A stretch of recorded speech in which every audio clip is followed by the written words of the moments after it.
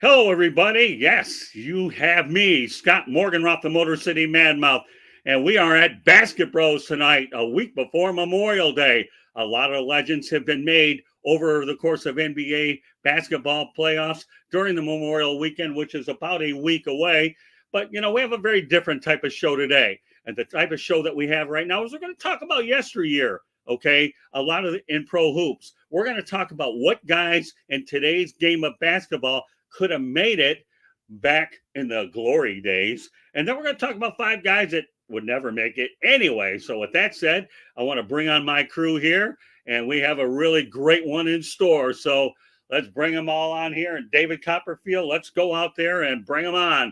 We'll even though this is a basketball show, okay, I'm going to lead off with Denzel Snipes. Welcome back, Denzel. Thanks for giving me the reins tonight. I appreciate it.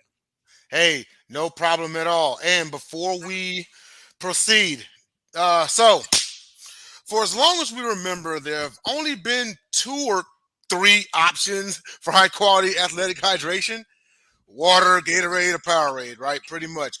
Some of us come from the drinking from grandmother's garden hose era. I'm one of them. I know Jacob was one of them because he probably installed the damn thing in his grandmother's garden. Anyway, let's be honest, okay? Water's boring, and Gatorade and Powerade have too many other unnecessary ingredients to be truly effective.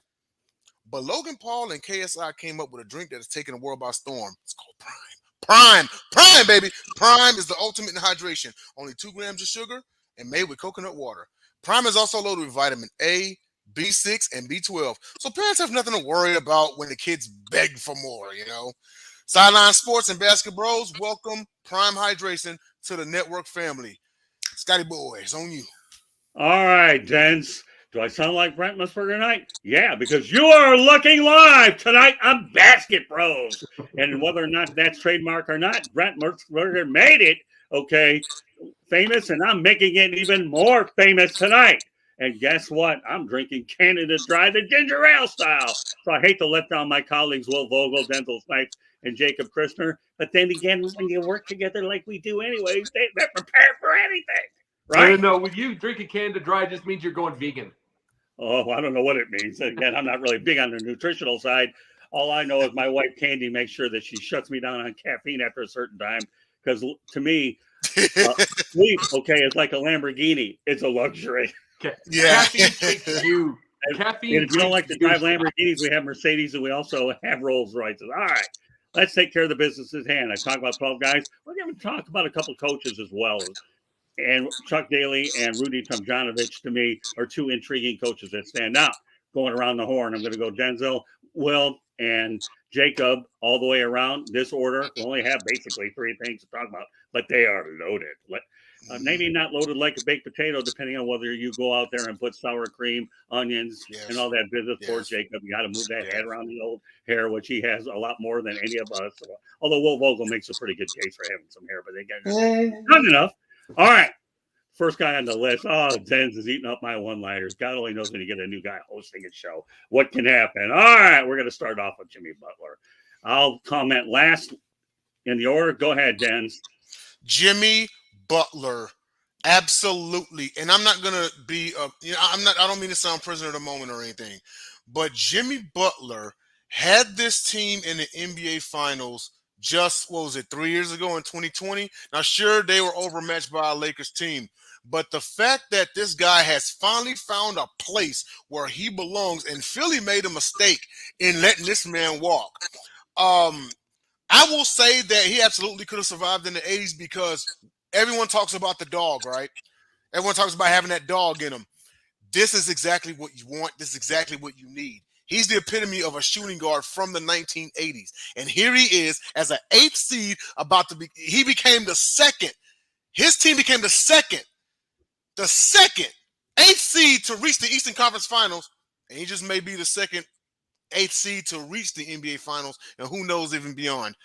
He would have competed with the likes back then in the 1980s. He would have been a problem. I don't know if he would have won a championship as star-loaded as the 80s was, but he most definitely would have been in the mix. So it gets a yes vote from me. All right, well. 100% agree. He was lost in Chicago. He was dealing with Derrick Rose, Joakim Noah, Carlos Boozer. And then he's like, you know what? I'm done with this. I'm tired of losing to these LeBron Cavs. I'm going to go to Philly. Guess what? He went to Philly, did some things with Embiid, and then he goes to Miami and has his own team. It's his own team. He runs that team top to bottom. And guess what? I agree. He has that dog mentality. You see him jawing with Grant Williams face to face like this the other day? That is dog mentality. That means you are that dog. You have the fight. You do anything to win. Dive for loose balls. Maybe even, I don't know, do a hard foul. Anything to win. This guy is hard-nosed. And I agree with Dens. He might not have won championship in the 80s, but this guy for sure would have been a multiple time All-Star. Hey, Jacob. Oh, yeah, no question. Oh, he is an absolute dog. But if you think about this for 1 second, you brought up Chicago messed up with this, but then again, as usual, the Bulls fans were because something happened and they lost too early. They all wanted them to go, just like Thibodeau. And what did we get when Thibodeau went? We got Hoiberg and Hoyland. They're horrible. But we got those. So he goes to Philly. And just think about this for a second. There was people in the front office that had a thought process. You know something? We have a dog like Jimmy Butler on our team, and he can mix with Embiid. You know what I'm thinking? I'm thinking we get the less dog person in the history of life, especially in the playoffs, in James Harden to mix up with him. Yep, that'll get us a title. When we had Jimmy Butler. We had Jimmy Butler right in our day, and we have it with Embiid, and it doesn't happen. And just think about this for 1 second. Someone in the front office had to think like that. So it's like, as far as Jimmy Butler, do I think? Oh, good Lord, yes. I mean, he's got that dog. I mean, and just imagine if he was with Michael Jordan. Right. Just imagine if he was with Michael Jordan. Since we have a loaded show tonight, I'm going to try to do the best I can to make these answers of mine brief. And I want to preface, okay, do the best I can. So here are 3 ways to describe Jimmy Butler. Ever heard of Rambo? Yep. Mm-hmm. There's one. Superman? Of course. Superman? Yep. You ever heard of him? And 3, amazing. Yep. Yeah. End of story. Next one, Chris Paul. All right, Dens. Chris Paul, yes, and here's why. He was the small man point guard like Isaiah Thomas. It would have been awesome just to see them two go at it. Both of them have a lot of fight in them. I've said that the 3, as far as running an offense, James Harden, and we'll get to him later, LeBron James, and we'll get to him later, and Chris Paul. He epitomizes. It is said that the position of point guard is equivalent to quarterback. Chris Paul has always been a quarterback out there, you know. He's had his unfortunate, share of injuries and just kind of getting almost there, but his career's not over yet. He could still somehow, come out with a ring. But does he survive in the 1980s? Absolutely. I could see him on, okay, I'll pass it on to Jacob by asking this question: replace DJ with Chris Paul. Do the Celtics still win? Yeah. But you bring up DJ for a second. Yes, they would. But bringing up DJ for a second, the reason that Chris Paul would win it is because in Chris Paul's time, even though he's been around a long time, his teams have never had, we can say DJ. We can say Danny Ainge. Right. Any of those shooters, those shooters that are 25, 30 minutes a game. That just have one position to play. They're scrap. They're pure scrap, and they can be able to do everything while they can be quarterback, while a guy like Chris Paul can be quarterback. He doesn't get a scrap guy like a Danny Ainge. He doesn't have that in those areas. I think he wins titles, or a Byron Scott. True. Or people like those. Byron Scott was one of those. He didn't have that type. That's a scrap that can shoot any length of the floor. He didn't have that to also allow him to be able to be the quarterback on the thing. It has gotten to the point where it is 2 guards, 1A and 1B. There's no real point guard. Right. So you're playing then. He's been that way since Steph Curry. So really, I think he'd win titles in the 80s because he'd have that scrap guy. Okay, turn over Will. I definitely think he makes it because this guy is a floor general, and he developed his shot later, a lot later. He was a good shooter, but he wasn't as good as he is now. But yes, he definitely ran the floor. He was the general on every team he was on. Clippers, New Orleans, now with the Suns, even with Booker and Durant. This guy is the quarterback of that team, and yes, he would definitely be surviving. Okay, you guys are creating a good trend here. Jimmy Butler, yes. Chris Paul, yes. Period. Okay, true point guard. True point guards make it in any era. Period. Next player. Thank you. Yes. Giannis, Greek freak. All I'll say is, and I'll start leading off, and then we'll go ahead. To me, he's a great all-around player. Reminds me of Magic Johnson. He's a good ball handler, good rebounder. He's even developed a good shot, and he's working on his free throw shooting. So as far as Giannis, yes. Denzel. Yes, absolutely. You just said it, Scott. I mean, you got a big man who's got an outside shot. What coach back then doesn't take advantage of that? Right. You'd be a fool not to. You know what I mean? You got 4 other guys or 3 other guys rather on average that have an outside shot. Why not one more? So I can have a team where I have 4 or 5 guys that can have an outside shot. And not only that, he's got it all. He's got the size. He's got the strength. I mean, not really much of a fighter like that. Then again, he hadn't really been tested too much. But, I mean, a guy of his stature, who's really going to start stuff with him outside of the Pistons? But I still say, yeah, he lives. He lives. One thing I want to add is he always works on his game during the offseason. So yes, he's a hard worker. Okay. Very hard worker. Go ahead, Will. I agree 100%.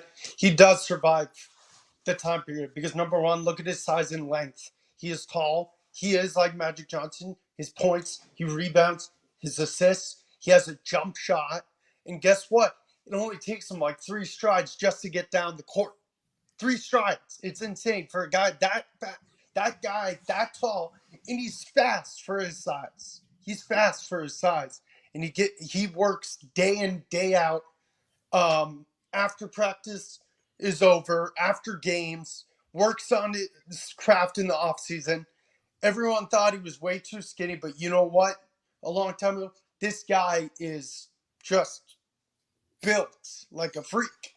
Literally the Greek freak, yes. Okay, Jacob. Oh yeah, absolutely. And I'll tell you this, Denzel. Think of this for a second. Put Giannis. Let's go back in time. Put Giannis on those Loyola Marymount teams with Bo Kimball and Hank Gathers. With those running guns that would average 125 points a game. Just imagine that. That's a real center on that already, and he could shoot, and they always shot. So, but no, you want to know what 3 main teams would have him right at this point in time, right then and there? Lakers, Denver, and Houston. Yep.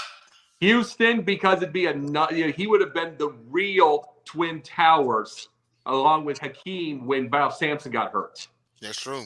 He'd be on that. Denver, because of their 140-point games and their run and gun, and he'd be the actual defense they never had. He'd be their shot blocker and and the guy who actually did the guard, actually guarded the team. And then the Lakers, because you got to remember how they brought in Michael Thompson after Kareem retired. You would also have Kareem's when Kareem was getting older, he wouldn't have had to done so many minutes. So there's your other 7-foot guy. True. There's your other 7-foot guy, and both of them, they would out of 48 minutes, you'd be seeing Kareem. In the last few years, you'd be seeing Kareem at 24 minutes and Giannis at 24 minutes. Okay. They're both 7 foot in the athleticism. Right. Okay. And truthfully, you'd probably be seeing 70 wins because how do you match that? You get the old guy with smarts and then the young guy that takes 3 strides. Yep. I mean, what do you do with that? Okay, next one. I said Giannis, yes. I'm going to say LeBron James, yes. And all I'm going to say about LeBron James is he would get 25 to 27,000 points in the old NBA. I'm going to tell you wrong. He'd be a great player. He's a really good overall all-around player. But let me tell you, he wouldn't get near the amount of points he's getting in there. Bear in mind, back in the day, we just started bringing on the 3-point play. So he's a beneficiary of the rules change. And of course, there's a lot of physical contact compared to today. But I would say LeBron, yes. but he doesn't get nearly as many points back then as he would now. All right, Denzel. I'm going to say LeBron, yes, for the same reason. He would not be as dominant. He wouldn't be asked to do as much. He would be the distributor. Him and Bird would be the only 2-point forwards in the league, you know? And I know we've brought up a bunch of times like, oh, well, you know, he isn't tough or anything like that. And Jacob alluded to they wouldn't have near the training. Keep in mind, he came out of high school 245. How many people back then were coming out of high school 245? Well, Nobody. He's 265 now. He'd be staying at 45. But that's just it. He stays at 245. There weren't very many 245 guys back then. Yeah, Moses Malone, he had a gun. And let me add something. Go ahead. Let me add something to that. He was a freakish athlete, but remember, he came out of high school. After LeBron came out of high school, then they obviously switched to going to college, and the one and done concept was created as well. And he got lucky that he got drafted by the Cavaliers. Sorry to interrupt you, but Denz, you were bringing on such excellent points. I had to implement him someplace. So he's a freak athlete. You know, obviously for when he came out, and he had superstar written all over him. The only thing I think he ever screwed up on was his publicity needs a little. I'm gonna take my talents to South Beach. And if you don't call that a public relations nightmare, tell me what the heck one is, because that's definitely one of them. Yeah. I was just wrapping mine up, but basically with LeBron, and people like to get online and joke and say, oh, well, he's not a fighter or whatever. Well, also keep in mind he's just playing smart. He's just like, I'm not going to get into a fight. I'm not going to put my team at risk by getting myself ejected and whatnot. So what does that say about the other guy trying to start the fight? That's not saying that LeBron James wouldn't win a fight. He's just playing smart right now. He wouldn't. So, but I say yes. He just wouldn't be as dominant as right now. He'd be more of a distributor. There you go. Excellent points, Denz. All right, Will. I agree 100%. He'd be a facilitator. It's crazy because everyone talks about LeBron versus Jordan. Who is LeBron like in the 80s? Oh, I don't know. A guy named Magic Johnson. Yep. Same height. They both basically, LeBron runs the point guard basically. They both feed the ball. I agree. He would probably average, in my guesstimation, 15 to 17 points per game. But he would still be that distributor on that team, like Larry Bird was the distributor on the Celtics. And he'd be one of maybe 2, 3 point forwards, like Larry Bird. Okay. All right, Jacob. It depends, and I'm just saying it this way. It depends. If you're looking at this one of right now with all the, like what I call it, the training muscle, all that kind of stuff like that, but not but the guy who scowls, but he doesn't really have a tough guy in him. No. If you're looking back to if you're looking at like the 88 mile per hour DeLorean and bringing him back, You have one game with the bad boys and he'd be out and he'd be on a stretcher. Right. But start him from scratch, 1980, where you get yourself time, and he's 245, like you said, Jay. He's 245, and he's a facilitator, and he's got time to be used to the kind of guys that are on the courts and on the on the streets and who have been tough and facing with them, and you have to swing a little. Yep. And he'd be the facilitator, and he'd be a triple-double guy, like a mad dog, like even more so than now. And he'd be Magic, and he'd play all 5 positions like Magic did. Yep. He would. But it would just depend, because see, my issue with him is not his talent. It ain't. He's the all-time scorer and 4th all-time in assists. It ain't talent. It's the fact that he has such a perfect track record of taking care of his family and training and never missing a camp and doing all that stuff. And he comes off with these phony thought processes and photo ops with a book, which he's always on first page. Right. And all that stuff. And then the scowl that makes him look like the tough guy, but he never does anything about it, but he flops. And it's all those. Huh? I didn't say anything. Go ahead. Oh, yeah. But it flops and it's all that stuff. And it's annoying. And it's like, to me, and see, the whole point I was trying to say, we never got to say this on the thing. I wanted to say this on Basketbros before. He doesn't need to have a fake tough guy deal. He's an exceptional businessman. Exceptional family man. exceptional in PR, public relations, exceptional in everything. You don't need to be a tough guy. Don't try to be. Don't scowl. Have fun because you are the most dominant on that court. To this day, 20 years in there, to this day, it's like you don't need to go play Bruce Lee, the big 6'8" Bruce Lee. You don't need to be doing any of that. It's like just do what Dennis Rodman did and go like this. If you're doing that, have more respect. But you do this whole scowling thing where this fan base, these fan bases continue to think, oh my God, he's a tough guy and he could knock Mike Tyson out. They say stupid things like that. Then we have a problem. You know what? And before you go, Scott, if you think about it, that's way more on the fans than LeBron. LeBron's not getting these interviews saying, oh, well, I could knock Mike out. I could do this and all of that. He's not. He's a generally humble dude. So this is more on the fans, and LeBron shouldn't be penalized for that. Well, it's like that. I understand that, and you know how much I can't stand fans. It's just the fact that it's like the flopping, just like last game, like the flops and all that kind of stuff like that. And you are that big. He's the most dominant on that court still, as far as his size and his everything. He can just be dominant without acting like that. Is all I'm saying. Right, and you know what? I'll just close out LeBron by saying this. Number one, bonehead PR move when you say, I'll take my talent to South Beach, and they'll won 2 titles out of it. Number two, let your play on the court do the talking. At least he got smart and decided to mention it in the Players Tribune the next time about where his next likely destination is. But I'm never going to ever doubt the man as a player. Never will. Bottom line is, the only reason why I brought him up into this conversation and how well does he do back in the good old days. And I just say that 25 to 27,000 points maxes due to the physical play. And that's really where I'm at with the whole thing, regardless of all the intangible things that we can talk about. So we'll move on to Joel Embiid. 2 words describe me. True center. Yes, true centers make it in any era. Okay? Go ahead, Dens. Yes, I have to agree also. I have said, and I'll just say this. I have said, when you look at his footwork, his jump shot, everything, he's the second coming of Elijah Wan. And just like Elijah Wan, he just won most valuable player. So he's definitely got a future to him. And like you said, he's a true center. So I'm going to say, yes, my only criticism of him is he's got to step it up in big games. You cannot show up to a game 7 and only score 15 points and get ran off the floor by the other side. You can't do it. Okay. Well, I agree. He's the only real true back center we've seen in the last maybe 5 years. Because look at Jokic. Jokic runs the point. He's a triple-double machine. But Joel plays offense. He plays defense. He hustles on defense. He gets blocks. He's tough. He gives it his all. He's emotional. But yeah, he is definitely Olajuwon-esque. I agree with Denzel. So yes, for sure. You know, well, excellent point about Hakeem Olajuwon. I love that. That was Den's first, but well, it doesn't matter. Then credit to both of you two. Period. If you're talking about a guy, okay, that could go out there and be compared to Hakeem, he's your guy. And you know what?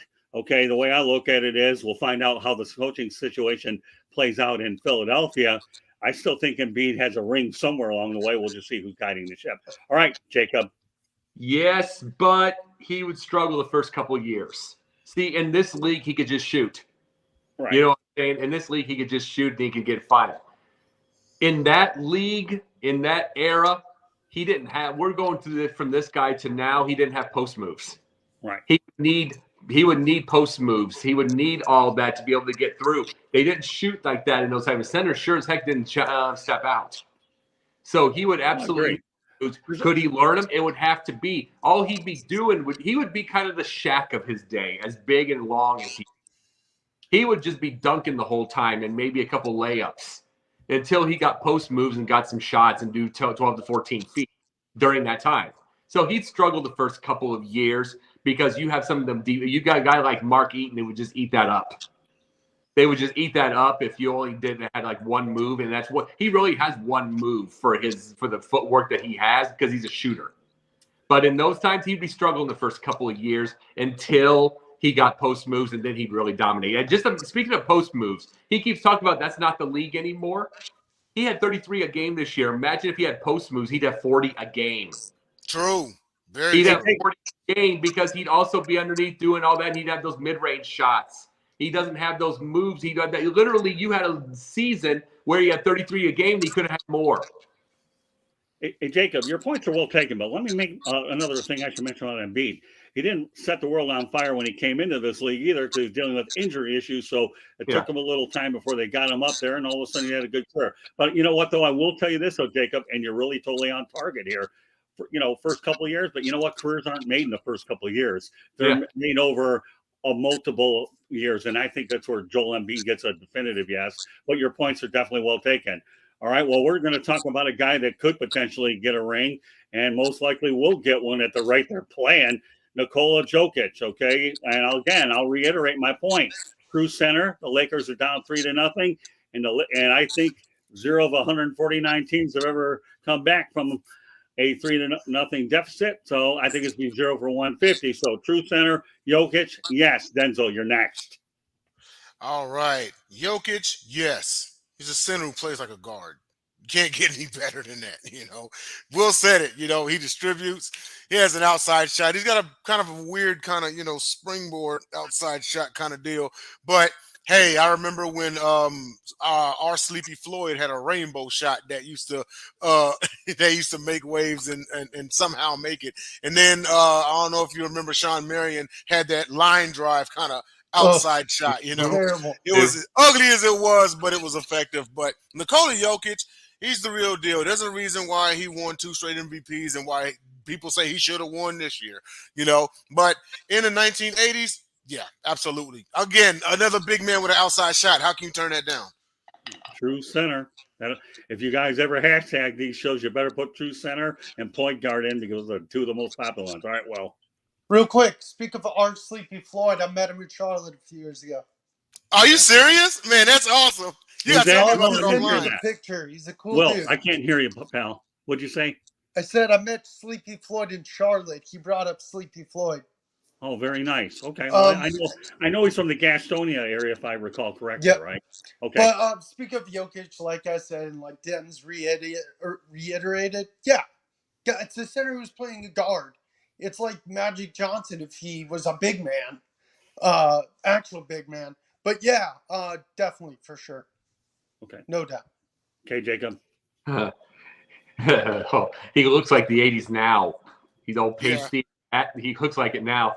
But if you want to know if he'd make it, think of Arvydas Sabonis. Yeah. Think of Arvydas Sabonis, and it's like we have to all talk about if he could shoot outside. They weren't letting people step out back in those days. I'm just trying to say this, but he'd be inside and he'd be dominating them, and he was so smart. And plus the fact he'd be the Arvydas Sabonis, and he would have been like Wilt Chamberlain and leading the league in assists in 1 year somewhere in the 80s. He had such hands, and you got to remember who else had hands during those Celtics years. Bill Walton during the year of '86. True. He and Bird on that pick and roll. Could you imagine the pick and roll with Nikola? So absolutely he would. And he looks like the 80s, but it's like, again, we all talking about stepping outside. They weren't allowing that back then. In fact, you probably stepped outside like that. But with the movements, and the one thing about Nikola Jokic, he looks like somebody that couldn't move at all, but guess who used to be that way also? And all of a sudden there's 40. And it's just smarts. It's IQ. And he had it in spades now, and he would have had it then. Nice. So are you telling me yes? Oh, of course. Okay. 2 words apply on this show, and I'm kidding with you guys. Yes and no are very big words in this broadcast. Kidding with you. Love you guys. Okay, well, let's go to Kevin Durant. I'll just say this about Kevin Durant. Great athletic, all-around player. Guys like him make it in any era, period. I don't care about how idiotic he looks once in a while. They don't like to talk to the media or some of his boneheaded comments. Depends if he had a good day or a bad day. But you know what? Kevin Durant gets a prohibitive yes all day long. All right, Dan. Ooh. Allow me to break the trend. I'm going to say no. Okay. Reason being, now, his play doesn't change, okay? His play doesn't change. So as far as his play, sure. But he's too soft. You've seen him on Twitter. You've seen him imagine how he would have tried to handle the media back then. He's too soft. Jordan would have gotten in his head. The Celtics would have gotten in his head. The Pistons damn sure would have gotten in his head, and it would have affected his game. So, sorry, I'm going to say no. You know what? There's nothing wrong with anybody disagreeing with me or anybody else. After all, I feel that that's why this show is such a great show, is we all have opinions, and I think that for every yes or disagreement we have, my main objective is just to make sure that everybody out there has an opportunity to go out there and get all the facts. So however we do it. Before I move on to Will, I want to point out, tune in via Sideline Sports on YouTube, Facebook, and Twitter.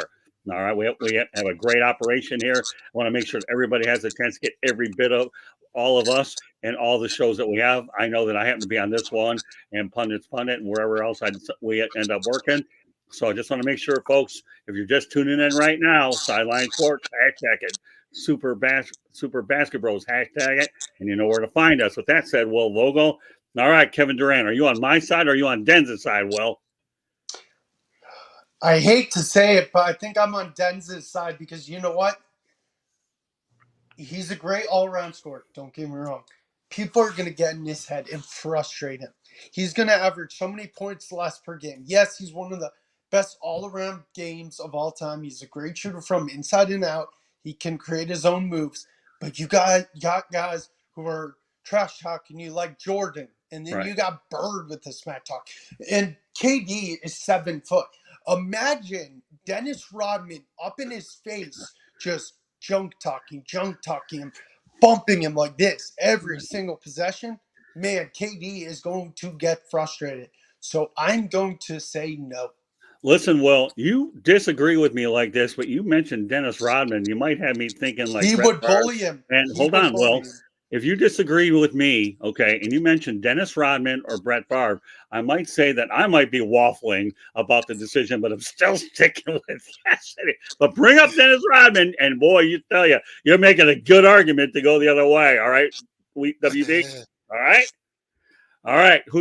Are we gonna have a tie, or is it gonna be 3-1 against me? All right, Jacob, you decide. Dan, let me put it to you this way: Bird would make him cry in the corner.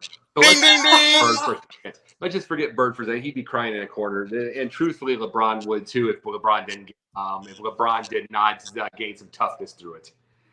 But here's another thing too: Danny Ainge got into Tree Rollins' head in '83. That's Danny Ainge. That's 6'5". Forget Bird, forget Rodman, forget all those guys. That's Danny Ainge. And how many times did Danny Ainge get in the fights, win or lose? Right. I mean, and it's like, and then plus the fact that he'd be in his own locker room getting in more fights and getting his face caved in like Jordan Poole, because these guys that got in fights in bars in the season. In the middle of the season, forget the idea. They didn't mind swinging, so he would be irritating them. So as far as skills, yes, but it depends. Would he grow up? He could stay. If he did not grow up, they'd run him square out of the league. Well, I really like that answer. He goes conditionally on the yes and does a great job backing it up. Yeah.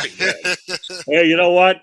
Again, there's going to be some players that we're all in on, half in on, or not in, and that happens to be a really interesting on. So I'm going to try to get smart here, and I'm going to talk about Marcus Smart. Boy, pun intended, without the Mountain Dew, only the Canada Dry.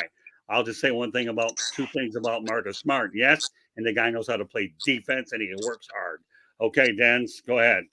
Defensive point guard, absolutely. Not to mention he would have won it before the glove did. So Right. I'm going to say hell yes. Okay, that's good. That's even better. But But there's only one problem that you forgot there, Dens. You forgot the exclamation point.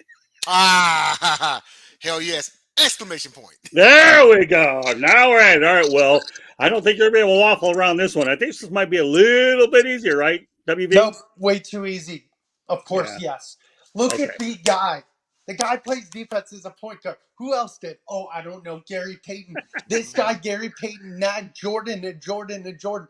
Right. And even in the last dance, Jordan's like, yeah, I give props to the glove. That guy was the dude on defense. Right. Marcus Smart. When you think of point guard, you think of leaders who pass the ball down court, run back, play a little defense, start the first break. Man, Marcus Smart will guard anybody on the floor because he's not scared.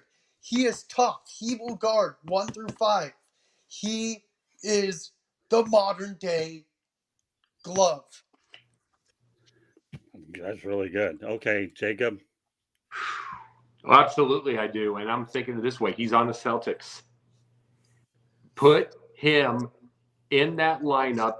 Let's go back in time. Let's put him in the DeLorean. Put him on the time with Bird's entered back, the hustle like Bird had, and replace Jim Paxson. Ooh, Replace that's a good one. who Bird and Paxson could not stand each other. And they caused a huge rift in the locker room. That's why they had a first-round loss. Imagine you have a hustle guy like Marcus Smart there with all of that. You have some of those guys. And then as the years went by with D. Brown, imagine if Len Bias is still around, Reggie Lewis. Imagine all of those things. And then you still have Bird. You have all that. I mean, Bird can sit a little more. He played 30 minutes at 38. He can do all those and sit a little more. You have all that hustle. And the Bias was a hustle guy for a star. And so Reggie Lewis absolutely was. That team might have won through. That team might have delayed on the Bulls a few years. Oh, yeah. So, yeah. I mean, you talk about, Marcus Smart's, he won 2 hustle awards for the NBA. He is the ultimate in hustle. So he'd be huge for the 80s. He'd be a floor mopper in the 80s. Okay, next one. Draymond Green. Let me preface a couple things. Number one, he played for Spartan Green under Tom Izzo. Number two, I don't believe he's leaving for greener pastures, okay, because he likes Steve Kerr. And number three, I would definitely say yes. And number four, the reason why I would say yes is because he's a defensive guy that rebounds. And you know what? He knows how to talk to the media. And when you were promoting the game a while back, okay, you talk to the media, you sell it to the fans. So Draymond Green to me is a prohibitive yes. And let's not forget the fact that he's passionate, gets technical fouls. And when he gets thrown out of the place, he does a podcast. I don't know if that would work back then. I don't think we had him back then. And then he talks about it anyway. But you know what? You need flamboyant guys like him. So to me, Draymond Green is a prohibitive yes. Denzel, where are you going with that? Oh man, and I like Draymond. He's the quarterback of the Golden State Warriors. But I'm gonna say no, and it's because of the text. You know, and the things that he's done when he kicked Steven Adams in the groin, when he stomped on the guy from the Kings, see stuff like that. But back then, their teammates came along and they did something about it. There would have been more malices in the palace. Someone if it was Detroit from the 80s, they would have laid him out. They would have laid him smooth out, and he would have been out of the league. I'm going to say no. That's okay. But yeah, you're right. Detroit would have laid him out for sure. But I like the comparison with Dennis Rodman. All he is, by the way, a Hall of Famer who lived on defense and rebounding. Take it for whatever it's worth. All right, Will. Part of me says yes, part of me says no, but I'd say no because you know what? He would start more fights than even probably have play minutes. He'd be kicked out in the first few minutes because he's that flamboyant, that loud, that aggressive. He'd probably start benches, clearing brawls. He'd probably get suspended for the whole year. Okay, fair enough. All right, Jacob. I love that he caved Jordan Poole's face in. I do love that. But the thing about it and saved his life too, because remember he caught him. I love that, but here's an issue that I'm going to have. Forget the fights for a second. Since he has a shooter's mentality, you're able to do all that kind of stuff. Here's what the issue he would have. Since they're not letting him go out there, he would be a bench role player. You know, that tons of rebounds. He can pass. He plays defense. They wouldn't he would be very limited on the offensive side because they'd bench him the minute he tried to go out. Those were those days. And with his attitude and with everything, he'd be out of the league in 5 years. Because I'd say less than 5. I'd say less than 5. Yeah, but he has the skill. But the biggest issue of the thing is the fact that since you did not have the scores thing, I don't know what the moves would be to be able to do something like that. He'd be a role player, and how much would he put with it? Well, I mean, for whatever it's worth, he doesn't take the John Moran approach and start flashing guns around, and he doesn't have any off the field or off the court issues. But you know, I am outnumbered 3-1, but I'm still making sure my one is well heard. I still think he can, and I saw that brand of basketball then, which is why I decided to side with the guy. But I can appreciate the points from each and every one of you. All three of you make outstanding, valid points. I'm okay with that.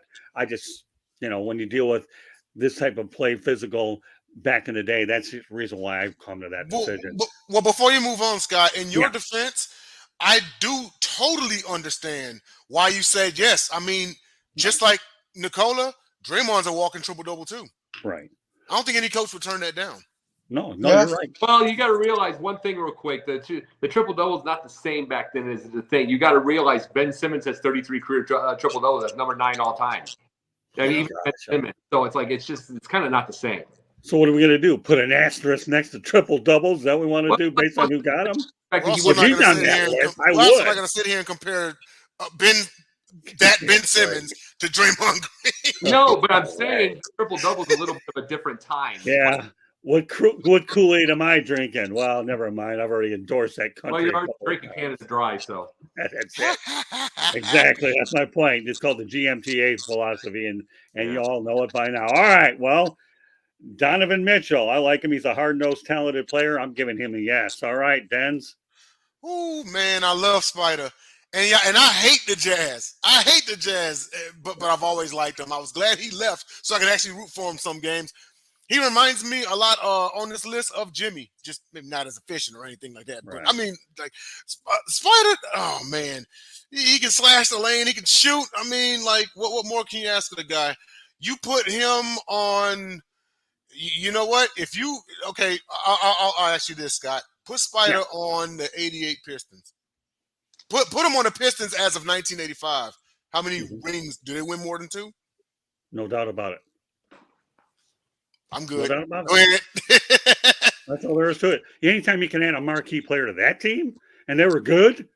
In fact, and not only that, Rick Mahorn was taken in the expansion draft by the Minnesota Timberwolves. Where do you think a guy like him fits in? Oh yeah. Does anybody even know that Rick Mahorn was selected by the Minnesota Timberwolves in the expansion draft? And he said he would never go there. And Ralph Lewis was taken the first time. Charlotte Hornets did us a favor by taking him as a 6'5" guy. So the Pistons really didn't lose a lot because the Charlotte Hornets were building differently. Yeah, there's no question he would fit in nicely. And I still think to this day, we all know the Pistons made a gaffe when they went with Darko Milicic instead of Carmelo Anthony. We'll just call that a future time where we can say about biggest gaffes in NBA history down the road. But he got his ring anyway. Well, that's true. Yeah. I actually met Darko before. I feel sorry for the guy, but that's beside the point. All right, well, Donovan Mitchell. For sure. The way he's explosive to the rim, the way he creates his own shot. Oh, yeah, definitely, 100%. Okay, yeah. I mean, like I told you, Donovan Mitchell, yes, is a slam dunk. All right, now pun intended. Okay, go ahead, Jacob. I'm gonna break this one. I don't think so. You don't? Okay. I like him as in this era, but not to. You got to realize with an Isaiah. You got to remember Isaiah, a guy like Vinnie Johnson, the microwave wasn't creating shot. He was getting around. He was getting around, getting open. He wasn't creating his own. He wasn't doing stuff. There's things that Spider can do right now that would not be in that time. Didn't think about it, And it's like, what do you do? Shooter, yes, but how limited are you going to be? There are things that you see in today's game you did not. So I'm going to have to say no because I don't know how he could adapt when there wasn't those things. Okay. Fair point, yeah. All right. I'm going to talk about Damian Lillard. Great all-around player. Loyal. Yes. All right, Denz. I'm going to say yes. And I think it's because of him that the shooting era of the NBA today probably starts in the early 90s, late 80s. You got a guy that can hit from the outside like that. How can you turn him down? So I'm going to say yes. Will? Oh, yeah, for sure. Because this guy can shoot from anywhere. This guy gives it all each and every night, even when his team is not winning, even when his team doesn't make the playoffs. He stays loyal and says, I'm not moving anywhere. I don't care what you say, what the rumors say. I'm staying put. This guy gives it in, night out, doesn't really take a night off and say, oh, I'm tired. I'm just going to drop maybe 5-10 points a night. No, this guy drops so many points per night. It's a show every night. He's on national TV. It's the Dame Lillard show. Okay, I like that response too. All right, Jacob. Oh, yeah. And I'll tell you why. Loyalty. He's loyal in an era of free agency and everything, which started in '93. He's loyal. And those were the times where you either got traded or got everything and you stuck with the teams. He sticks with them while you're out. So you know he'd be loyal then. And then that shoot. And the thing is, they had threes. Then he would just be shooting more. So absolutely, I think Dame Lillard. And personally, to me, I'd like to see Dame Lillard in Philly to prove my point of the real sidekick for Embiid. I'd love to see him in Philly. Nice. All right. Well, you know what? You really did a great job with the segue. As I reiterated on with Damon Lillard, good all-around player, loyal. But I don't think there's another guy as loyal as Udonis Haslem, for whom I met last year in Miami during the Homestead Miami race. So that was great. Udonis Haslem, I actually got a good photo with him. He's super, super nice guy. But really what impresses me isn't what he does on the basketball court. But there's going to be life after basketball. I wouldn't be surprised to predict that he would go out there and eventually become another minority owner in NASCAR, judging by what I was getting out of him as I was talking to him. So Udonis Haslem, yes, slam dunk, loyal all around, and the Miami Heat will retire his jersey eventually. It's not a matter of if, it's only a matter of when. All right, Dens. All right, and I need y'all to hear me out, okay? Udonis Haslem is an emphatic yes over everyone on this list, and I'll tell you why. He started. We talk about the rough and tough 80s. You know what Udonis Haslem is? He's an enforcer. He's like Oakley. He's like all the other guys. He's like Lambeer and all the other ones. They had enforcers. That's Udonis Haslem. He was Wade's enforcer, even LeBron's and Bosh's enforcer. No matter what time period for the Miami Heat, that was him. If something went on the basketball court, a physical scuffle, he was right there in the mix. As a matter of fact, if it was his own teammates that were going at it, he stepped in. Remember the time Jimmy Butler and Coach Spo was going at it? Who stepped in to break them up and calm them down? Udonis Haslem. He's always been their executive security guy. So, and again, we talk about the tough 80s and how rough it was and way more physical. He can take his share of fights. He can take his share of licks. And he damn sure can give them. But he's an enforcer. So this is why he is an emphatic yes over everyone. In fact, anybody he would remind me of, it would be Charles Oakley. That's who I think. Exactly. I really do. All right, so go ahead, Will. I agree. He's an enforcer, but not only is he only an enforcer, he's a teacher. He doesn't get a lot of playing time, but he's a teacher, and he's a well-liked teacher. You see people talking to him on the bench. He's enjoying his time. He doesn't care about how many minutes he gets. He's along there for the ride. He's that guy who always raises his hand in school and says, I want to answer that question. I want to answer that question. Udonis Haslem is like the team mascot of the Heat. He is there every game, rain or shine. Okay, not rain or shine, but like whether he's in the mood or not, he's a teacher. He's telling young guys things. He's always there in the huddle listening, is always, you know what Udonis Haslem is like? I agree, Scott. I could see him being in a minority owner in NASCAR. I can see that for sure because you're telling us that. I can also see him being an assistant coach, a player's assistant, or a player advisor. And I think any of those roles would suit him after his retirement, like player advisor for the Heat or player relations for the Heat, something that has to do with the game of basketball, that has to do with the players so he can stay interactive with the community of Miami and the basketball team in Miami and let them grow and continue to grow. Hey, Jacob. Oh yeah, and here's the thing: let's not compare him to Oakley because he's tougher than Oakley. He's tougher than Oakley. Let me say this about Oakley: I lived through those times, watching the game, all that kind of stuff. Oakley was a look. Oakley was an image. People didn't look like him. You got 50 that look like him now. The 100 that look like him now. Hell, it's point guards look like him now. No, they look like him now. I'm saying, are you kidding me? Oakley was a look. Every time he got himself into a scuffle with Barkley pretty much got the best of that. He got the best. I mean, and then Oakley got himself into a little scuffle with security guards years ago after his retirement and sued him. Oakley to me is an image and a look and not as much of a thought. Haslem is, let me say this. Haslem, not only the look, he's legit. And I've met Oakley. He's a jerk. Haslem would have gotten Oakley out of the league because he would have knocked him out. Okay. So it's like he would have been the new enforcer in the league, absolutely, for that time. And I'm not insulting Oakley. It was great to be able to have the image. Oh, I'm not going to mess with him, all that kind of stuff. But then when people got to the point where they started messing with him, he wasn't it's like it's not the same thing. Haslem absolutely fits in the 80s because he would have been a legitimate one that can handle himself. Interesting.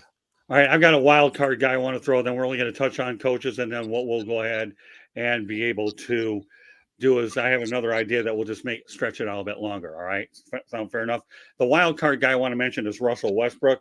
I think he's completely misunderstood. He is a point guard. Yes, does have a lot of turnovers. He's a hard worker. Defense, a little suspect. But you know what? You can't buy hard work in a day with the NBA where everybody's talking about load management. This guy comes here and plays day in and day out. I think Russell Westbrook, to me, is the most misunderstood NBA player on the planet. And I hope, in fact, I'll even go a step further. I predict that his career will wind up with Oklahoma City as for the final year. So, all right, Denz, what do you think about Russell Westbrook? In the 1980s, yes. This is another guy who, at one point in time, he averaged a triple double 2-3 times in his career. I think he would have had the same role. He's also he's got that 80s toughness in him. I think he would have been a little bit more controlled, though, because Westbrook has his reckless moments. So I think the coaches of then could have controlled him better. But it's just a matter of discipline. And there were a lot of disciplinarians back then. So I'm going to go ahead and say yes. Yeah, and like I said, yes, on my part. We'll go ahead. I'm going to go real quick. Yes, because look at the guy. The guy gives it all the time, whether it's practice, game, scrimmage, whatever. This guy eats, sleeps, breathes basketball. This guy gives it all and does anything to win. So, yes, he definitely survives. Okay, I'll turn over to Jacob. Then I want to talk about two coaches. And I'm going to turn over to you, Denz, okay? So with that said, Jacob, give me your thoughts on Russell Westbrook. Yes, but he wouldn't be averaging triple doubles because he wouldn't be doing the rebounds. Back in those times, you got to remember, we were all amazed that you get the Spud Webbs and the Spud Webbs and Muggsy Bogues who actually had like 4 rebounds a game in a year for their size. Right. And for what they do and everything. And he wouldn't be averaging that because he would be more outside at all times. He wouldn't be digging under there like he would now. So his averages, his points would be the same. His assists would obviously be the same. Maybe even more. Rebounds, about 3 or 4, just because he would not stay the same. But as far as the league and everything, as far as he's a legitimate point guard, so yes. Yeah, so Jacob, you bring up an outstanding point here, and I'll go this and we can talk about coaches. I love your assertion of Westbrook because it goes back to LeBron James, who would have made it with 27,000 points. Take away the triple-double effect here. Russell Westbrook is an easy point guard with all the nice habits he has instead of all the unjust criticism that he gets. So great point, Jacob, connecting the dots. All right, we need a couple guys to coach these guys. I'm going to start off with, and we'll make them fairly quick, okay? We're going to talk about Rudy Tomjanovich and Chuck Daly. Both have championship rings in their pocket, safety deposit wherever. We know that Rudy T won a couple titles and Michael Jordan decided to play baseball or whatever else he wanted to do. That doesn't take away from the fact that he was a heck of a coach in Houston and they haven't won a title since. So Rudy Tomjanovich, to me, is a championship coach and a championship person. I love him. I think he can easily be an asset in either era. What do you think, Denz? Oh, absolutely. He's a king here in Houston. Never underestimate the heart of the champion. I'll never forget those words. Came back from down 3-1 on Phoenix to knock them out in the series. First team to knock out 4 50-win teams en route to the title. And then you swept a team that said that they were going to sweep the Rockets. And to this day, he is the head coach of the lowest seeded team to ever win the NBA Finals. The Rockets that year only won 47 games. Only 47. After they went into the All-Star break like 27-19. Then after the Drexler trade, they finished the season at 500 in the 6th seed. And then they caught fire. They had it would become an Eli Manning type run, So absolutely, he could coach in any era, even today. Yeah, I agree with you. All right, well, one more to I go agree after this. Chuck Daly. 100%. So, Rudy, I'm sorry. you get him done. We got Chuck Daly, and then I turn Dens. Yeah. Real quick, Rudy Tomjanovich, yes, for sure. He coached those really good Rockets teams. He's a hard-nosed coach. Had really good players. Players loved playing for him. Absolutely, yes. Okay, Jacob. You forgot one big thing. He'd be the analytics guy of this day. He was Pat Riley's video guy. So he was the video guy checking every little nook and cranny out on that team. He'd be what's considered analytics now. So absolutely, he'd make it in his league. He'd probably be even more dominant, considering he'd control everything now. So absolutely, he'd be. And the last one, the guy that I know all too well, Chuck Daly. Chuck Daly wore the greatest suits, and again, his sponsors gave them all to him anyways. He was known for his suit commercials. He was known for his auto industry commercials, and more importantly, he was a Sigmund Freud of basketball. If you didn't practice hard, he was going to manipulate your minutes. Why do you think he's won gold medals and championships? So he could coach in any era. I wouldn't care if it was the 30s, the 80s, the 2020s, or whatever. He would be one of the few guys that can actually get through load management. So that's a definitive yes. Dens, go ahead. I'll tell you like this: if he was coaching in the 2020s, there'd be no such thing as load management because he would have been got rid of him. That's how he is. That's how he is. There'd be no load management. Absolutely yes. I mean, tough, well-rounded. Like you said, in any era. But most importantly, with a lot of these teams, and I'll pass it on here is again. A lot of the load management and all the other politics that you see that would not happen if Chuck Daly was coaching in the 2020s. Real curious to, see if he was coaching today, hypothetically, if he would. I think he could get you 65, 70 wins. No nonsense. Okay, well. I agree 100%. He wouldn't stand for loan management. He'd be like, you're on the trade block the next day if I see you ever do that again. You are not doing that with Chuck Daly. Chuck Daly doesn't stand for nonsense. He had hard-nosed players who gave everything. Were hard-nosed players on the court who threw elbows. You think Kawhi Leonard would last with them? Heck no. Kawhi Leonard would be hitting the trade block that same day he would try to sit down. Chuck Daly would be like, you're getting out there or you're getting out of town. You'll go my way or the highway. Chuck Daly definitely would coach in this league and wouldn't stand for that BS known as load management. Okay, Jacob will wrap up the segment. After that, we turn over to Dens. Go ahead, Jacob. Here's the thing with this. It'd be a war with the front office at first because he's a suit guy. He looks perfect. He ain't going to wear this crap they wear over there. He's good. So there's going to be a war. There's going to be a war with he in the front office in the NBA, and he's probably going to get fined for a little bit because he's going to want to wear suits instead of these stupid hoodies and all these whatever the crap that the Nike asks him to or whatever the thing. It's like that would be a big issue because there would be fines because he's still going to want to wear suits. But as far as the deal goes, it'd be a battle between his way and that defense, making sure of defense and all of this scoring. He wouldn't mind you being a scoring because he obviously had Vinnie Johnson and he had Isaiah and he had all those. He wouldn't mind that at 120, but how many blowouts would he have after a time? Because you think about that defense you had in Game 7 against Philly with Boston like that. That would be 82 games with Chuck Daly. That kind of defense at all times. And it's like, truthfully, to me, it's the only war and battle with the NBA would be what he dressed in. Because he wouldn't want to dress these stupid things they do now. Because personally, to me, Monty Williams would look awesome in a suit. All right, there's two things I need to get to real quick. Number one, him and Jack McCloskey were always at odds, and they coexisted together for 12 years. And number two, Chuck Daly, as I know it right now, okay, Chuck Daly to me reminds me of Tom Thibodeau. He's all defense. And to me, when you talk about Thibodeau and the fact that he flirted, him and Jack McCloskey went at it, enough said. All right, Dens, go ahead. All right. Well, we're actually going to wrap it up today. Thanks to Scott for hosting. This was an awesome topic. And hey, you know what? We've got some other ones for maybe next week or the week after for ones that wouldn't make it in the 1980s. So for Scott, Jacob, and Will. Sorry, this game is on. All right, everybody, go watch the game. We're out of here. Take care.